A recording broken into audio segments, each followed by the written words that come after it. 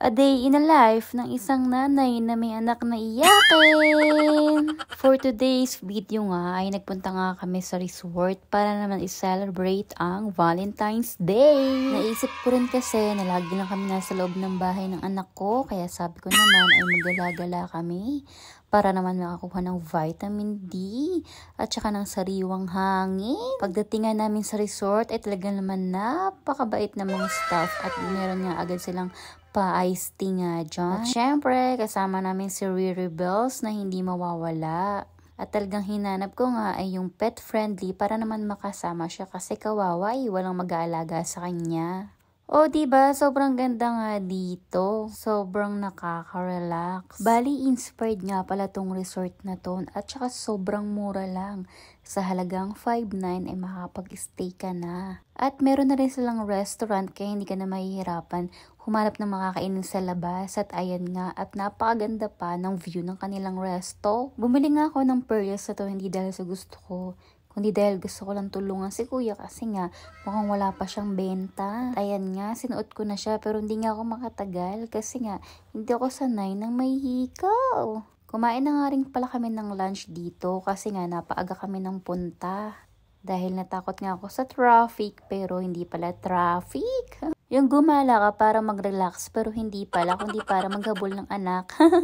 Yan ang buhay nanay. O diba, sobrang ganda nga ng pool nila tsaka ng mga rooms nila. Kagandahan pa, meron dyang duyan. Pwede ka dyan magkape at pwede ka dong mag-overlooking ng beach. Ito nga pala yung room namin na sobrang aesthetic. O diba, sobrang ganda talaga. At saka sobrang komportable. Parang wala nga akong negative comments dito kundi yung wifi lang.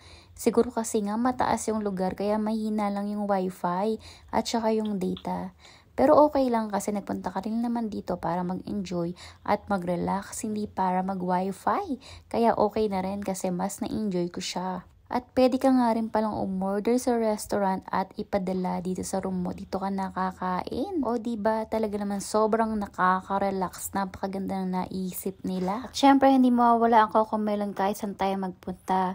Mahina man yung wifi pero malakas naman yung wifi doon sa TV. Kaya ayun, nakakapanood pa ang aking baby. Naghanap nga pala ako ng pang-swimming na diaper sa online at ito yung nakita ko, ang Itchy diaper. Sobrang ganda nga niya talaga kasi hindi siya napuno nung naligo si baby. Mabuti na nga lang at may mga ganitong diaper para hindi natin naiisip na umihi si baby sa pool, diba? Pagkatapos ko nga bihisan ay dinala ko na nga siya dito sa swimming pool.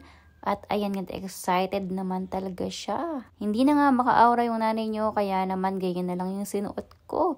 Ganito pala talaga kapag nanay ka na, wala ka nang pakialam sa suot mo. At ayan nga, munti ka na namang malunod dahil nga gustong-gusto niya hawakan yung ilalim, hindi pa nga niya kaya. Pinasuot ko nga siya ng ganyan life vest, pero hindi kasya sa kanya yung una. Kaya yun ang kumasya sa kanya yung Disney princess. Babae tuloy yung suot ng anak ko. Pero okay lang, hindi rin naman din siya makatagal na suot yan, kaya inalis lang din namin.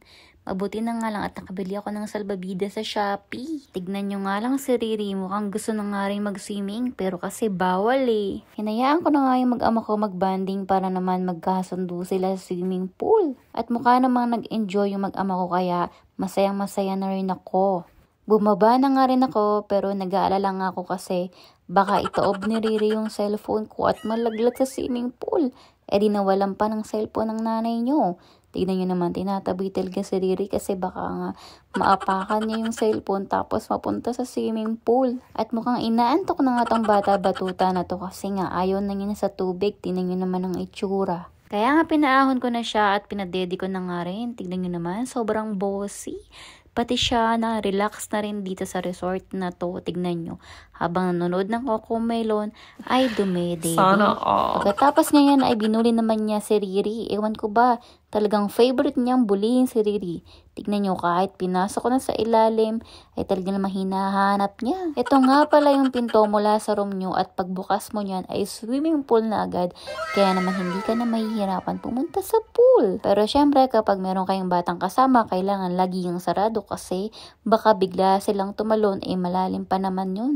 6 feet ata yung sa gitna. Pero may 2 feet din naman para sa mga baby. Ayan. O diba, sobrang nakakamangat. Sobrang ganda talaga ng resort na to. May pa free life vest nga sila. Kaya hindi ka matatakot malunod. Tapos ka namin mag-swimming ay naggala-gala na nga muna kami dito. Sinulit ko nga yung mga oras at hindi ako nagtagal sa room. Talaga naman nagtagal ako dito sa labas.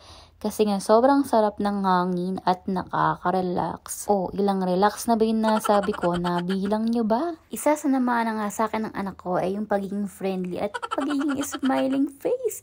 Kahit nga hindi kilala ay kinangitian at saka kinakausap. Akong ako ba? Nakakahiya pala kasi ako yung nahihiya sa ginagawa niya. Pero okay lang kasi nga kahit papano, kaya makisalamuha ng anak ko kahit saan man siya magpunta. O diba, tignan mo, feeling family na siya.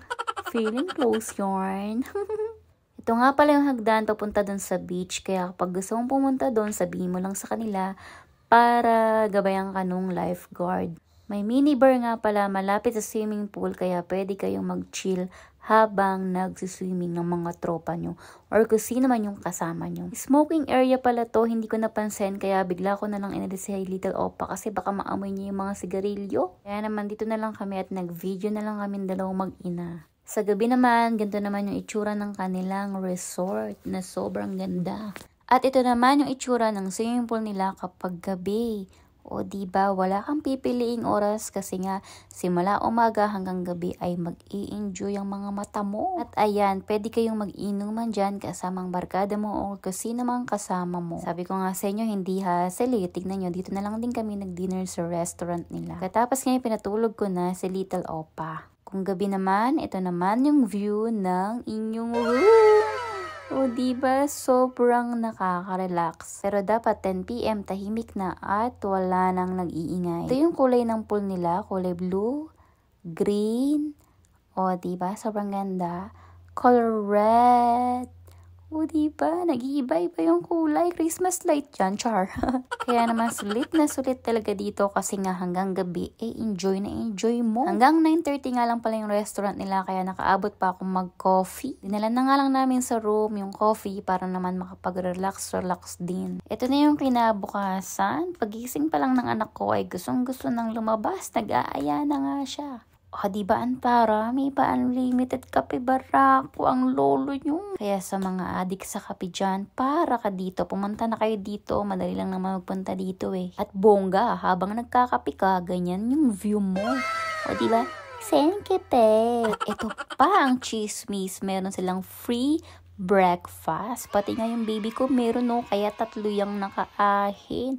At alam niyo ba, sobrang sarap ng pagkain nila, walang tapon. Pagkatapos nga namin kumain ay nagpunta na kami sa beach pero wala palang tubig, low tide. Inaaya ko nga sa Little Boracay ang asawa ko pero ayaw niya kasi natatakot siyang isama sa bangka si Hajun. Kaya naman no choice, sabi ko maggalagala na lang at maglakad-lakad na lang tayo dito sa beach para naman kahit papano ay marawan tayo. Dahil palagi nga kaming nakakulong sa kwarto. O diba, pati ang fur baby ko ay nag-enjoy. Sabi ko, tara't umahon na nga kayo dyan sa swimming pool na lang tayo para mas enjoy. Nakakatawa nga kasi alam na tawagin ni Little Opa tong hayop na to.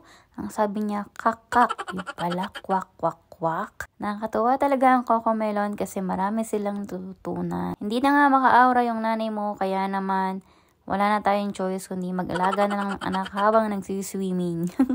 Pinababa ko na ang asawa ko para kunin na yung baby namin at ilagay na rito sa swimming pool. O diba, hindi mo na kailangan umikot kasi dyan ka na pwedeng bumaba papunta sa swimming pool from your room. Pero ewan ko, natatakot ako dyan. Simula nung nanganak ako natakot na ako sa mga bagay-bagay, lalo na sa mga matataas na lugar. Nung nakababa na nga silang dalawa ay bumaba na rin ako.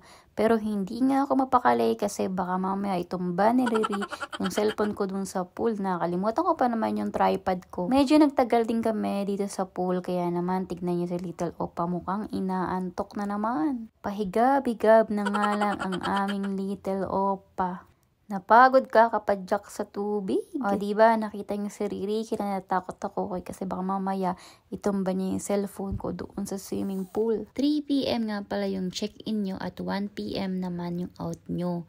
Kaya mag 1 PM na yan, kaya naman nagbihis na kami ng pang-alis namin ni Little Oppa. Pero bago yon ay kumain muna kami. At saka nga na-realize ng asawa ko na nawawala yung kanyang wedding ring. Buti na nga lang nandito pa kami kaya naman nahanap niya pa. Kasi di ba nga sabi ng matatanda masamang mawala ang wedding ring. Kaya ayan, todo hanap ako. Pero nung nalaman ko na nahanap niya na ay kumain na ako. Wapakels na, char. Biruin mo, sa swimming pool pa niya nahanap, ibig sabihin, para talaga sa kanya yun. Umayat kasi siya, kaya naman yung wedding ring niya ay lumuwag na rin. Binihisan ko na nga rin si Little Oppa at pinakain ko na nga rin siya ng lunch, kaya naman medyo okay na siya dyan. Sa Shopee ko nga pala, nabili ang damit niya at ayun na nga. Pauwi na kami, syempre ako ang driver ng pamilya. Kaya hanggang dito na lang. Paalam!